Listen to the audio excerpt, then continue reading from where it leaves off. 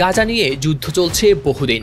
বাইরে থেকে পুরো ইসরায়েলকে এই যুদ্ধের পক্ষে মনে হলেও ভেতরের গল্পটা যে ঠিক উল্টো সেটাই এবার এলো প্রকাশ্যে। ইসরায়েলি সেনাবাহিনী আইডিএফ এর ভেতর থেকেই এলো এই ভয়ঙ্কর সত্য।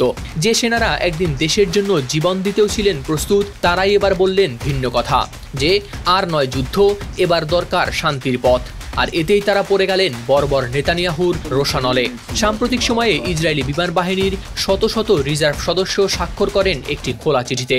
সেখানে তারা স্পষ্ট করে বলেন, এই যুদ্ধ দেশের নিরাপত্তার জন্য নয়, বরং এটি রাজনৈতিক ও ব্যক্তিগত ফায়দা তোলার হাতিয়ার হয়ে দাঁড়িয়েছে। তাদের মতে গাজায় যুদ্ধ দিয়ে নয়, বরং কূটনৈতিক চেষ্টাতেই সম্ভব জিম্মিদের মুক্তি।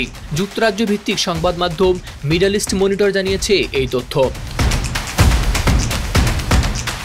কিন্তু এই চিঠির জবাবে ইসরায়েলি সেনাপ্রধান আইয়াম জামির যা করলেন তার নজিরবিহীন। তিনি একে গুরুতর অপরাধ বলে উল্লেখ করে 1000 রিজার্ভ সেনাকে একসাথে করেন বরখাস্ত। তার ভাষায়, যারা এমন বিবৃতি দিয়েছেন তারা সেনাবাহিনীতে থাকার যোগ্য নন। প্রতিরক্ষামন্ত্রী ইসরায়েল কার্জ এই চিঠিকে আখ্যা দিয়েছেন যুদ্ধের বৈধতাকে প্রশ্নবিদ্ধ করার চেষ্টা হিসেবে। তবে আশ্চর্যের বিষয় হলো, এই স্বাক্ষরকারীদের মধ্যে অনেকেই শুধু রিজার্ভ সদস্য নন, বরং ছিলেন সেনাবাহিনীর অনেক উচ্চপদস্থ অবসরপ্রাপ্ত কর্মকর্তা।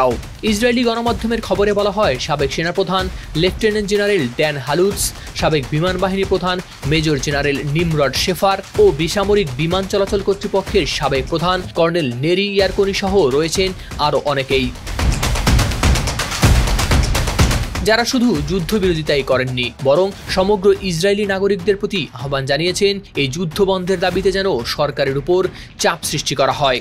ইসরায়েলি সেনাবাহিনীর তথ্য বলছে, চিঠিতে স্বাক্ষরকারী প্রায় 10% এখনও সক্রিয় রয়েছেন ডিউটিতে, বাকিরা অবসরপ্রাপ্ত কিংবা সাবেক সেনা সদস্য।